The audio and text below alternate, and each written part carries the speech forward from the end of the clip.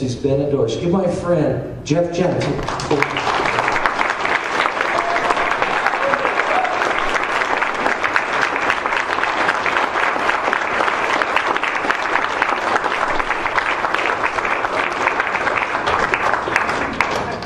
Well, thank you guys so much. I really appreciate that, and it is kind of fun to be back. It's been a few weeks or a couple months probably since I was last here. And tonight I am here to ask for your vote, both in the primary and in the general election. And I will tell you, I'm treating them both as the same.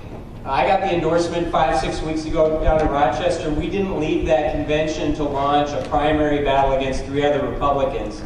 I launched a general election battle against the most incompetent governor in the United States of America, because he's our opponent.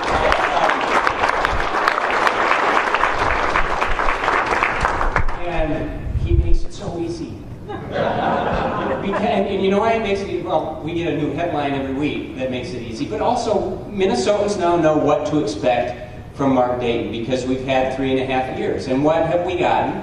We've gotten the biggest tax increase in state history. We've got the biggest spending increase in state history. We've got naked political paybacks to public employee unions like we have never seen before in this state. We have Obamacare in Minnesota. We have the loss of 4 of our 21 Fortune 500 headquarters in this state, and according to the Kauffman Foundation, we have the fewest number of new businesses created per capita in the last 4 years in the country. And by contrast, what we are going to do, we are going to try to make Minnesota's business climate actually competitive with the states that surround us. And we are going to take head-on the shameful education achievement gap in this state and give parents more control over their schools. And we're going to let patients and doctors make healthcare decisions, not insurance companies and certainly not the government.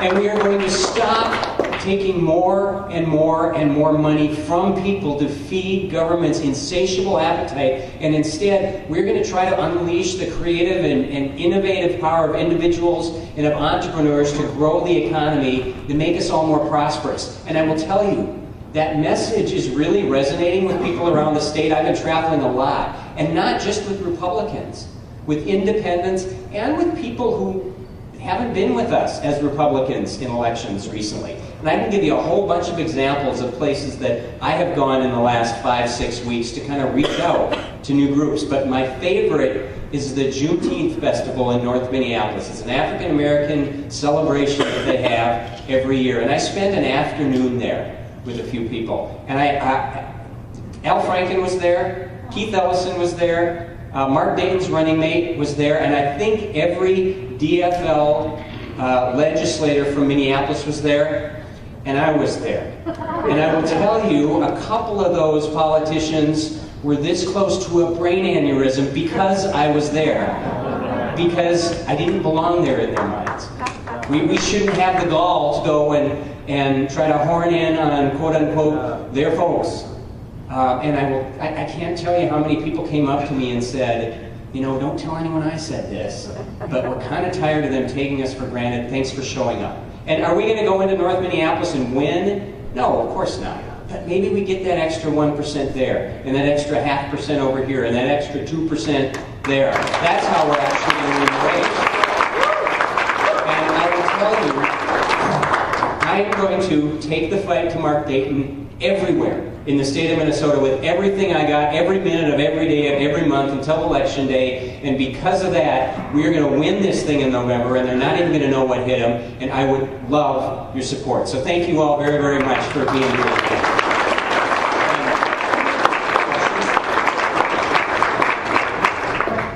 Happy to take questions or comments. Yeah, Bill. Yes, yeah. So a question. Hold it, I'm bringing you the mic. Be patient, I'm old. So a question that was similar to one that was on a survey you received from Campaign for Liberty. Will you support efforts to nullify or block the implementation of Obamacare, including repealing the Medicaid expansion that was passed this year? And actually, we just filled that out and sent it in, and I will tell you that that was the one question I didn't answer, because I think we want to get to the same place. But I will tell you, talking about nullification is a scary thing for a lot of people, and I think there is some case law out there that makes that word very difficult for us. What I will tell you I will do is I will fight Obamacare every step of the way as best I can as governor. And that's, I mean, we need to use the bully pulpit to do that. When people have asked me, what are you going to do about MNsure? Are you going to try to fix MNsure? My answer has always been, we can't fix MNsure. It's not fixable because it's not about a crappy website. It's about this concept that government should be deciding for people what their insurance should look like. That's the message that we have to share with people. And we have to do it, by the way, we have to do it with stories about people. Because we are, I said this at the convention, we are so good as Republicans of winning over people's minds, and we kind of stink at winning over their hearts. Because we talk about facts and numbers and statistics, and we're right about those things, but a lot of people vote based on their heart rather than their head, or at least more with their heart than their head. So the argument about MNsure and Obamacare is not just about the website not working and how much money we've wasted. It's about all the people who no longer have the insurance they wanted before. It's about these folks who, was it 16,000 of them, that haven't been insured because the government screwed up. And it's about the increased premiums that we are, it appears, going to be seeing if Dayton has his way sometime in December, if we have our way sometime in October. Those are the stories that are going to resonate with people. So sorry, Bill, I kind of got off your specific question, but you know, my answer is we can't fix MNsure. The first thing I will do is pound on the door of the White House and say, you're giving everyone else who supports you a waiver from Obamacare. Minnesota deserves one a lot more than the union folks do, because we actually had a system that worked before it was wrecked by MNsure.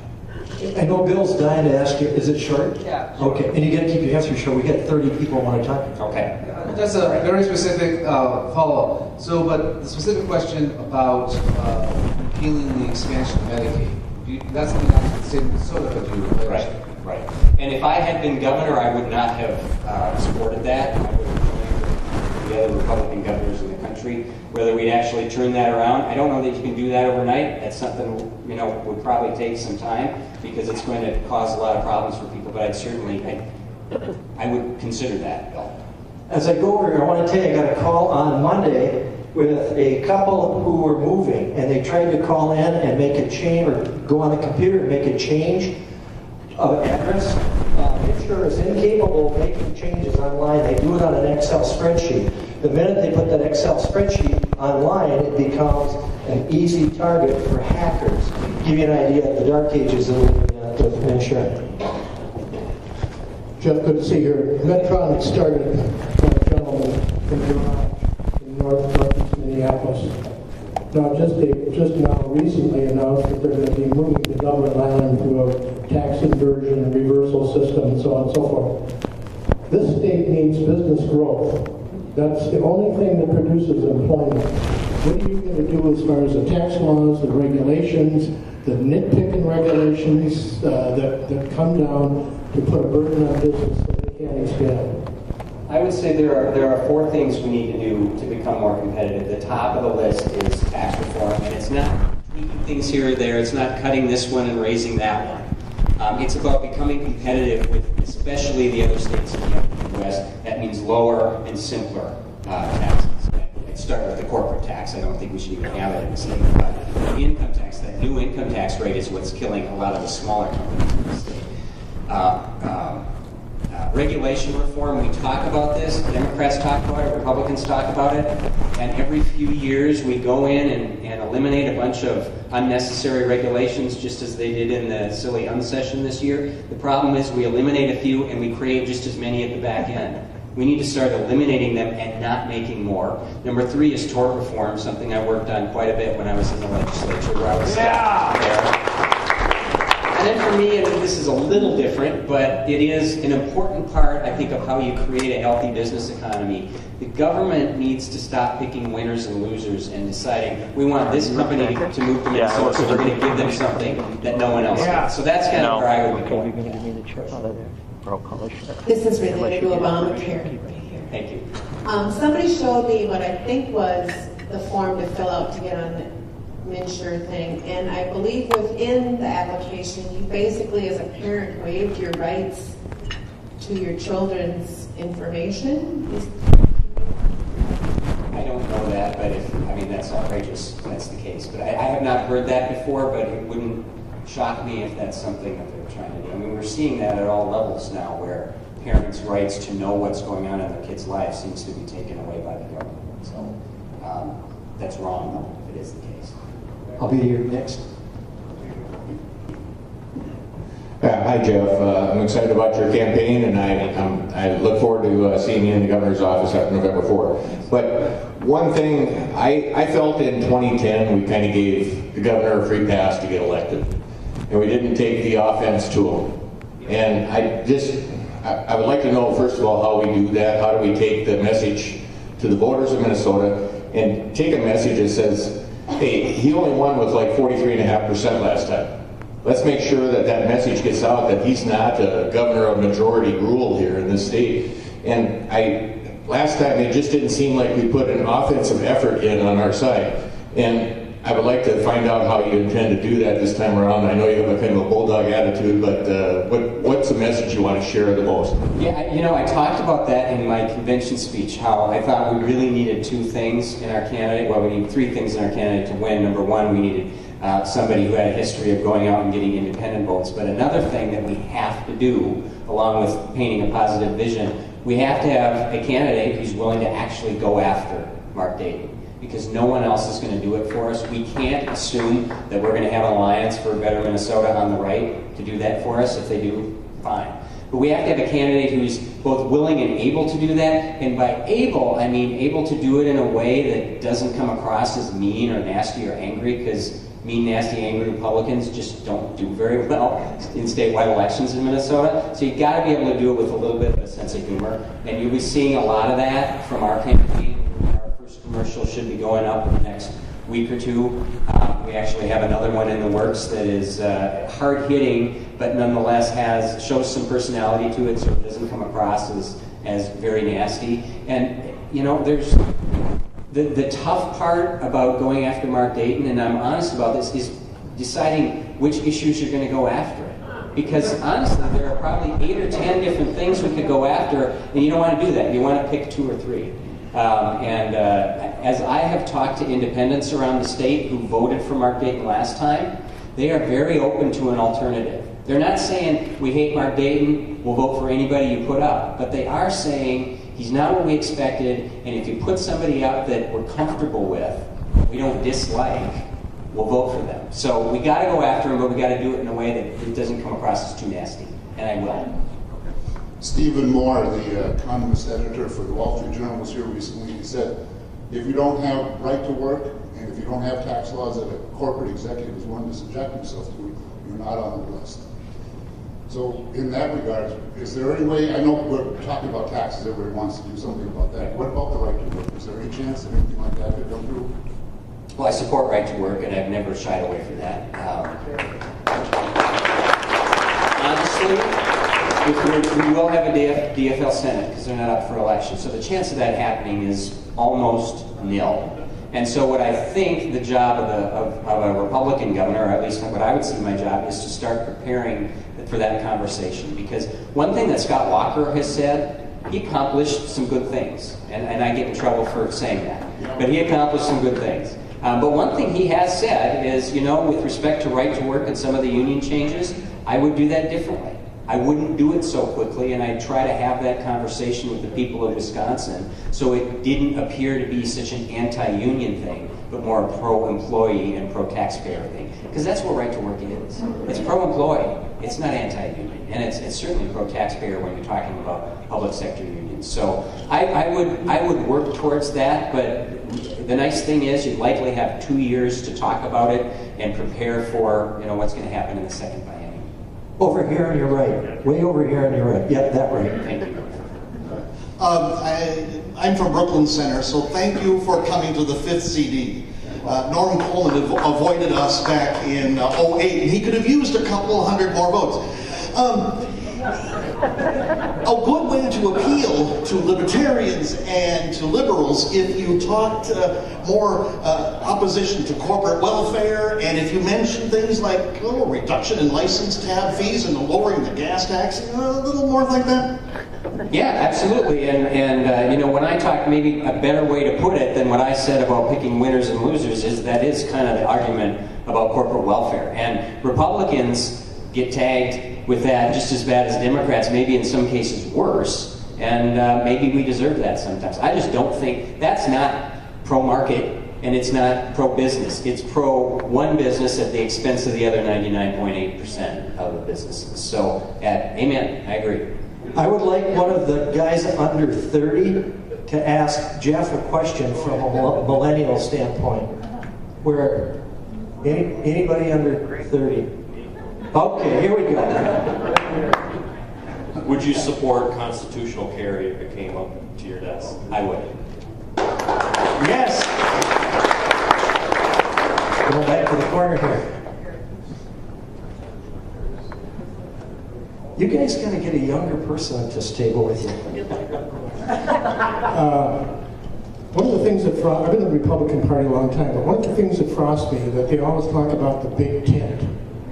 And I don't know if they're talking about illegal coming up from Mexico to come underneath that big tent. But you look at any one of these rooms, and we got 180, 150 people of Tea Party. Why is the Republican establishment freezing them out? Well, they shouldn't be, and to me that's part of the big tent. I mean, I don't like to use the term because people have different views about what that might mean, but you know, one thing that has really benefited me in the party but also made some people not love me within the party is I believe we need every group within the party to be with us on election day or we can't win, and that includes the folks who are libertarian leaning, that includes Tea Partiers, that includes establishment business conservatives, that includes the moderates who voted for Warner. I might not support them for a leadership position, but we got to have them if we want to win. And so, you know, when the establishment does push out the Tea Party, I think it's phenomenally stupid because we can't win without everybody. I think we're getting our last question back here, Jeff, but by the way, you're speaking to libertarians, you're speaking to moderate Republicans, conservative Republicans, JFK, DFL people sitting in this room, people that refuse to identify themselves with a party, and people looking for answers. So you got a nice crowd here to expose your openness to. I see one big problem with this Common Core education system. What are your thoughts on that? And before you explain that, I left a bunch of small slips with a website on YouTube. I've looked at all kinds. This one is the ideal one to explain everything about Common Core. So you're welcome to help yourself to that little slip of paper. Thank you. I think there are several problems with Common Core, but the one that I will point out is that the federal government does not belong in K-12 education. What do you think, Jay? You got time for one more? Or no? Jeff, you got time for one more? Right here. Hey Jeff, just wondering if you can comment on transit in general in the metro area? Sure. I rode a train every day when I lived in Chicago, and it made sense because you couldn't get downtown if you were driving. It'd take you 2 hours and you'd spend $20, $25 a day to park. Chicago and Minneapolis are not similar in that way. And what I've always said about trains, is I don't say I'm anti-train because I rode one for a long time, but you got to show me a train that actually has a positive cost-benefit analysis to it.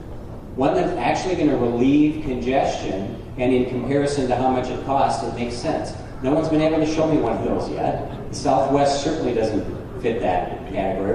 When you look at what we're going to spend to build at $1.7 billion, and then I can't remember if it's $30-40 million a year to subsidize it, and none of the proponents of this are able to point out to me how it's actually going to relieve congestion, because it isn't. It's about something else. So I have always said I'm open to trains when you show me one with a positive cost-benefit analysis. Now, I also happen to believe that we need more than one mode of transportation, especially here in the Twin Cities. And I believe that buses can do that for us. I think we could beef up our bus system, because the beauty of the bus system is it costs a tiny fraction of what a train costs, and you can move the route when you want to move the route. Once you lay the train track, you kind of stop.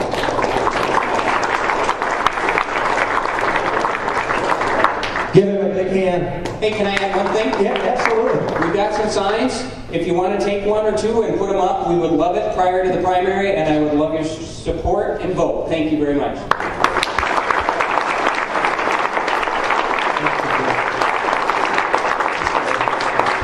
To change the schedule, we let us know. Thank you.